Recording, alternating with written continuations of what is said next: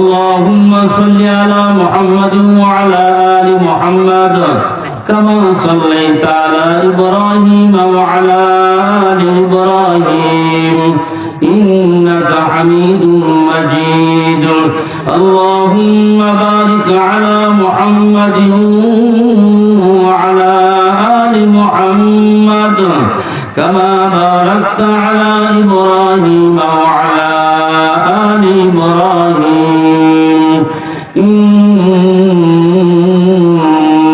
حميد مجيد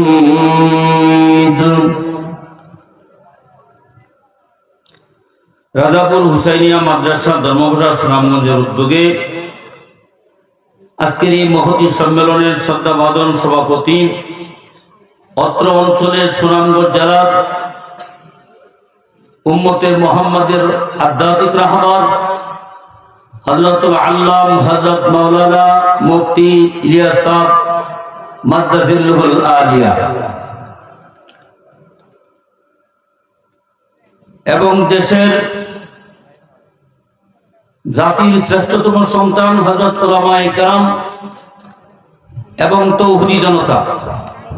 এই বাবার এই যে যুবকরা অল্প সময় আমি কথা বলবো না, এই যে তিনজন একটু বসুন, একটু এই বাবা এদিকে তাকাও, ওদিকে তাকাও, অল্প সময়।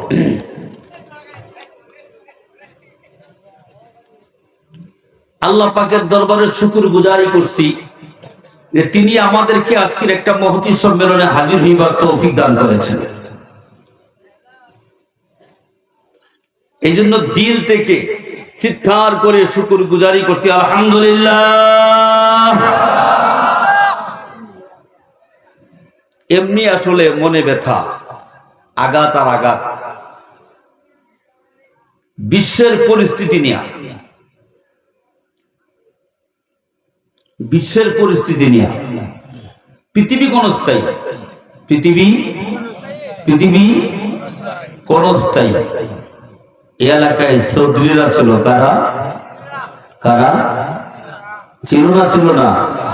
জমিদার আছে নাই? গেছে কোথায়? চৌধুরী নাই, জমিদার নাই, কবরে চলে গেছে, আর ফিরে আসবে না।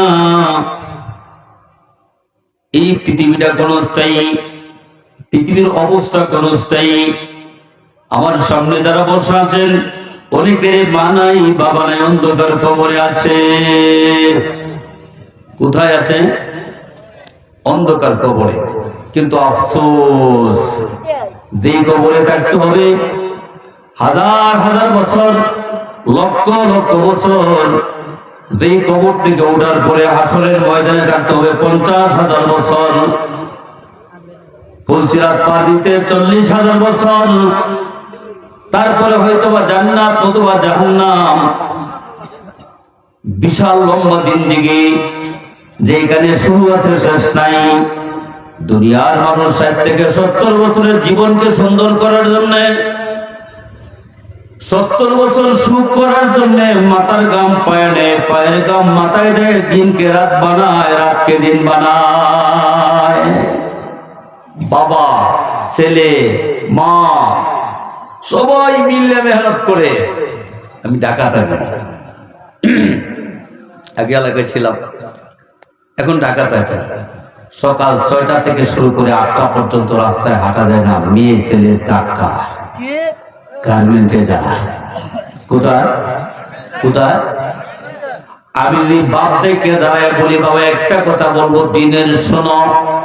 গুলি দেখে আমার বলে, হুজুর সময় নাই, 3 মিনিটের ভিতরে যদি গেটে প্রবেশ না করি হাজিরা বোনাসটা কাটা যাবে। কি কাটা যাবে?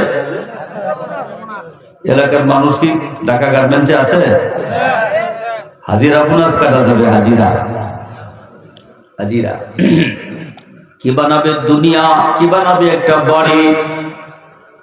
যত বাড়ি বানাক না কেন, কোন বাড়ি কারোর সঙ্গে যাবে না। হুমায়ুন চৌধুরীর বাপ আছে? হ্যাঁ, শাহজাহান চৌধুরী সাহেব আছে, আরো চৌধুরী আছে, নাম তো বুঝতে আফসোস। একটা আয়াতে কারিমা পড়ছি আমি, একটা আয়াতে কারিমা। মৌলানা মাসুম ওয়াজ করছে, আমার ওয়াজ করার দরকার নেই। আমার স্নেহের বাজন, অনেক আদর করি আমি তাকে, অনেক মহব্বত করি, অনেক ভালোবাসি। মোহনগঞ্জের মাদ্রাসা হওয়ার পিছনে আমিও তার সাথে ছিলাম। আজকে সে মোহনগঞ্জ, জন্মপ্রসাদ, তাহিরপুর, মধ্যনগর আশপাশ বিচরণ করছে, মানুষকে ওয়াজ শোনাচ্ছে। আমি অত্যন্ত খুশি। সে আমার মুরব্বী না, আমি তার মুরব্বী। বলছে আমার কাছে ওয়ারিশ ভাই, বলছে না, আমি অত্যন্ত গর্বিত। যুবক মানুষ, তরুণ মানুষ, খুব 80 বছর বয়স হয় নাই মাসুমের। মৌলানা মাসুম সাহেবের 80 বছর বয়স হয় নাই। তোমাদের মতো তরুণ, মুখে দাড়ি, ওয়াজ করতেছে, চোখ দিয়ে পানি পাড়ায় আর কান দিয়ে ওয়াজ করে। তার কান্না দেখে আমার মনে হয়েছে, এই জন্য আমি কোরআনে কারিমের আয়াতে কারিমাতে লট করেছি।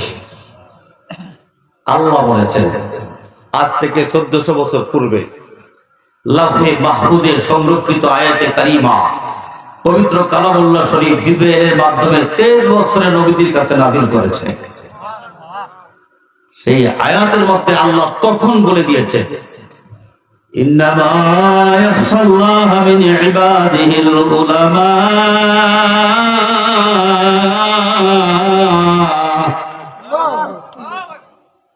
আল্লাহ বলেছেন জমিনের মধ্যে সবচেয়ে বেশি ভয় আমাকে যারা করে, যারা করবে, তারা হলো উলামা। তারা কি? তারা কি? এখানে একটা কথা বোঝার বিষয়, উলামা শব্দটা, উলামা শব্দটা দুনিয়ার কোন দলের পক্ষ থেকে খরিদ করে আনা হয়নি। ভালো করে বুঝেন, উলামা শব্দটা বাজারের কোন মার্কেট থেকে ক্রয় করে আনা হয় নাই। উলামা শব্দটা বিশ্বের কোন দাদা বাবুদের কাছ থেকে ইজারা আনা হয় নাই। উলামা শব্দ সরাসরি কোরআনে কারিমে আল্লাহ ব্যবহার করেছে। আফসোস, সেই উলামায়ে কেরামকে অবজ্ঞা করে, উলামায়ে কেরামকে তুচ্ছ তাচ্ছিল্য করে, উলামায়ে কেরামকে নিন্দুক মনে করে, উলামায়ে কেরামকে বলবো কি আমার ভাষা নেই, এইভাবে দেশে রাখা হয়, এই নজরে দেখা হয় উলামায়ে কেরামকে। আল্লাহর কসম, একবার, দুইবার, শতবার না, কোটিবার আল্লাহর কসম করে বলছি, উলামায়ে কেরাম থাকবে যতদিন, ইসলাম থাকবে ততদিন, ইসলাম থাকবে যতদিন, এই পৃথিবী থাকবে ততদিন। উলামায়ে কেরাম থাকবে না, কোরআন থাকবে না, উলামায়ে কেরাম থাকবে না, হাদিস থাকবে না, উলামায়ে কেরাম থাকবে না, ইসলাম থাকবে না। ইসলাম যখন থাকবে না, আল্লাহর ফয়সালা পৃথিবীও থাকবে না। আমাদের এলাকায় প্রবাদ বাক্য আছে, প্রবাদ বাক্য, কার গুনে খাইছো বান্দি ঠাকুর ছিল্লা না।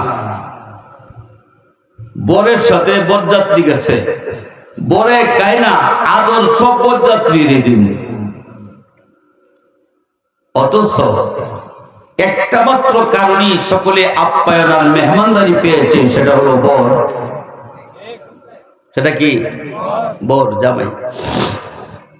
এই পৃথিবীতে আকাশ, বাতাস, চন্দ্র, সূর্য, হীরা, জহর, মণি, মুক্তা, সকাল, সন্ধ্যা, রৌদ্র, বৃষ্টি, আপেল, কমলা, লেবু, লিচু, আনার, হাঁস, মুরগি, ডিম, বাচ্চা, ধান, চাউল, পিঠা, চিরা, ফল, ফলাদি যা আবিষ্কার হচ্ছে কেবলমাত্র একমাত্র মুমিনদের উদ্দেশ্য করে আবিষ্কার হয়েছে।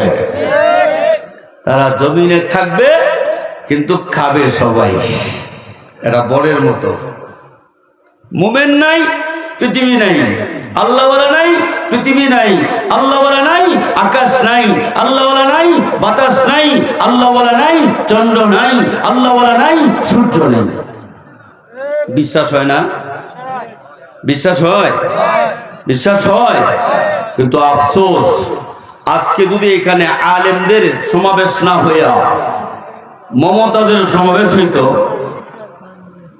ওই যে এমপি মহোদয় মানিকগঞ্জের, চিনেন? ওই যে বিদ্যুৎ বিক্রি করতো, হ্যাঁ, বিদ্যুৎ বিক্রেতা, বিদ্যুৎ ফেরিওয়ালা, মমতা, সালাম, রুনা লাইলা, শেফালি সরকার, ওরা যদি আইতো রাজাপুরের খান সাহ, মোগল সাহ, সৈয়দ সাহ, চেয়ারম্যান সাহ, মেম্বার সাহ, শাহজামাল, আলমগীর, হুমায়ুন টুমায়ুন সব দিনে এখন স্টেজে পাওয়া যেত। কোথাও কয় না? কোথায় পাওয়া যেত? হ্যাঁ, উলামায়ে কেরামের সমাবেশ, ঠিক না? এখন তারা নাই, গরিব দুঃখী অসহায় দুর্বল গুলি এখন স্টেজে মঞ্চের সামনে, ঠিক না? আর তারা যাবে নির্বাচনের দোয়ার সময়, নির্বাচনে এখন মেম্বার চেয়ারম্যান নাই। এই মঞ্চে আমার মনে আছে, এই মঞ্চে আমি ওয়াজ করতেছি, কান্দাপাড়ার স্বামী মাইছে গুরামার খানিয়া, মনে আছে আপনাদের? গুরামার স্বামী গত টাইমের আগের টাইম মুতালিবের সাথে নির্বাচন করছেন, তাই কয় আমার গোড়া হাসাইন হুসাইনের গোড়া, আমি বাধা দিয়েছিলাম। নির্বাচন করতে হয়েছে একটা প্রতীক নিয়ে, এই প্রতীকটা নাকি হাসাইন হুসাইনের গোড়া ছিল। আরে লম্পটরা এমন কথা বলতো,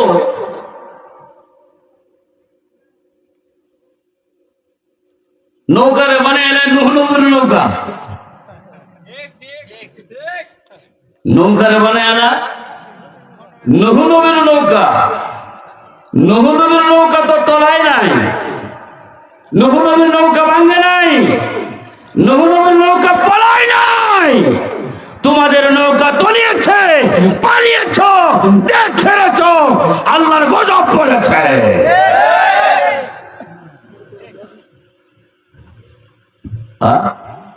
ধর্মকে নির্বাচনের সময় দেশের ফাঁস করার স্বার্থে ব্যবহার করো। আজকে আসো, মঞ্চে আসো, বলো যে আমরা আছি ধর্মের সাথে। হ্যাঁ, কি করছিলাম? উলামায়ে কেরাম ধর্মের কথা বলতো, একটা মূর্তি বানাইতে না করছিল মামুনুল্লাহ। কয়টা মূর্তি? কয়টা? বেদার হইতেছেন? বেদার হইতেছেন? আমাদের সিনে সবাই। আমি শফিক সাহ, গুল্লো মাদ্রাসার হুজুর, তবলিগ করি, ঠিক না? তবলিগ করতাম, এখনো করি। আজকেও মামলা হয়েছে আমার নামে টঙ্গী থানা।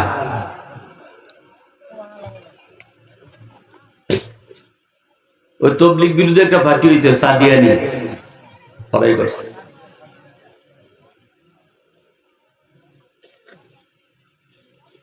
মামলার বয়কের আমরা করি। সেহরির টাইমে খাওয়ার মধ্যে আলেমকে গ্রেফতার করা হয়েছে। অ্যাডভোকেট শাহিনুর পাশা, সিলেটের এমপি, এতেকাপ থেকে গ্রেফতার করা হয়েছে। মাদ্রাসা থেকে অসংখ্য আলেমকে গ্রেফতার করা হয়েছে। সবার স্টেজ থেকে আলেমদেরকে গ্রেফতার করা হয়েছে। গ্রেফতারের পরোয়ানা জারি করা হয়েছে। বাংলাদেশের কোন মায়ের সন্তান অপকটে বলতে পারবে না একটা আলেম পালিয়েছে, একটা আলেম পালিয়েছে। 16 বছরের শোষণ করেছ, 16 বছর মাটি, 16 বছর বালু, কয়লা, পানি, হাওয়ার পাওয়ার খেয়েছ। একটা পালানির পরে বাকি সকলে পালিয়েছ, খুঁজে পাওয়া যাচ্ছে না। এখান থেকে প্রমাণ হয়। আমি আজকে শুরুতে কেন যেন এদিকে গেলাম গা, যেদিকে মাঠটা খালি দিকে,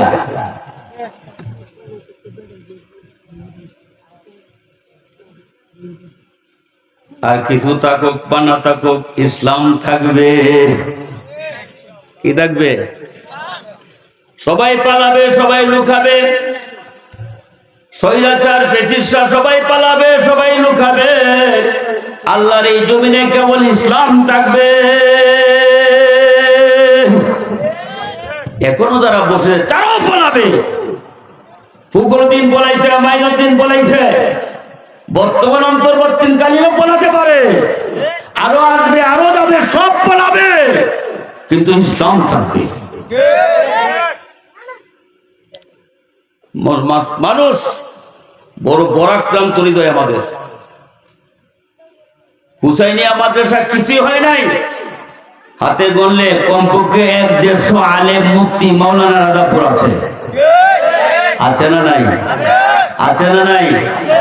এটা হুসাইনিয়ার সম্পদ, এটা হুসাইনিয়া ফুল গাছের ফুলের ফল। সুগার রাজাপুর দক্ষিণ ইউনিয়ন, উত্তর ইউনিয়ন, আস্থা ধর্মপ্রচার প্রত্যেকটা গ্রাম তালাশ করলে এতগুলি আলেম অন্য কোন গ্রামে নেই। আছে? আপনাদের মনে হয় আছে? এই হুসাইনিয়া অনেক কিছু দিয়েছে আপনাদেরকে, অনেক উপহার, অনেক। আফসোস কি করতে হবে?